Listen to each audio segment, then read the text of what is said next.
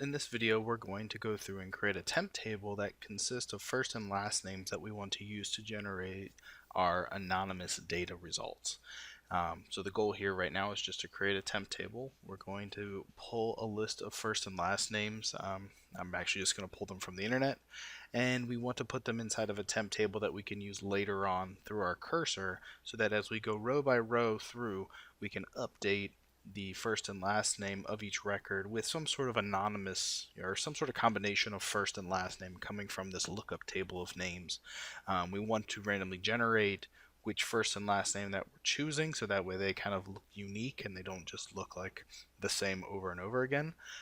So in order for us to do that, let's first create our temp table. Now, the creation of our temp table, we're going to use the select into approach. So we're going to select star into, and we're going to create a table called pound names.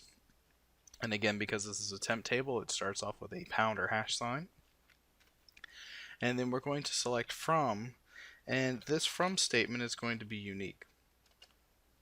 We're going to go ahead and say that we're selecting from names, and we're going to say first name comma last name. And what we're actually going to do is we're going to generate a result set for the from using a values list. And you're actually probably familiar with value lists because you've probably seen them with, like, insert into names, and then you'll probably have something like first name comma last name, and then you would say values, and then you would have Kevin Gantos. And this is a values collection. So what we're going to do is we're going to take this concept and kind of tip it on its head a little bit. And we're going to take the values part and we're going to put it here in the from, and we'll get rid of that insert. And what this will do for us is if we drop the into for a moment and we just run this, you'll see that this returns first name last name Kevin Gantos. And what we've essentially done here is we've created a table dynamically from these values. Now, if we want to do multiple values, we can put in additional column or row sets. So we can say Steve Jobs, and then we'll do another one for Bill Gates. And then if we just run this query again, select star from, and then the value set as names, first name, last name, we'll run that again, and we get back these results. So by doing an insert or doing a select into, we can then take those results, and instead of presenting them on the screen, we can actually insert them into a temp table. So if I run this again, we'll get 3 rows affected, and then I can select star from dot hash sign names, and then there are our 3 rows.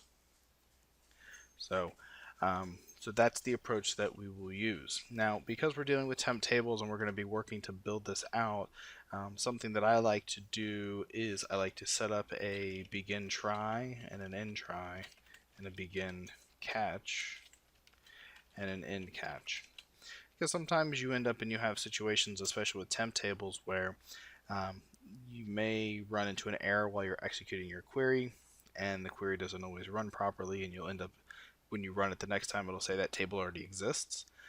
So the solution to that is I always like to put the begin, the try catch block at the top, and then I'll say drop pound sign names. And what'll happen is it'll try to drop that before anything else runs. And if it does exist, it'll delete it, and if it doesn't exist, then it's no big deal. It's actually drop table. And so either way, whether it exists or not, it'll be a successful statement. If the hash or if the temp table names exist, then it'll go ahead and it will drop the table, deleting it so that we can recreate it down here. If it doesn't exist, then it'll just catch the exception and go on its way. Alright, so I do have the top baby names, first and last names, or top baby first names and top last names already as a set. So I'm just going to paste those in there. So now we have this set of 20 first names and last names. So we'll just select star from the temp table of names, and we'll run this again. I'm going to go ahead and comment out step 1 here and just run.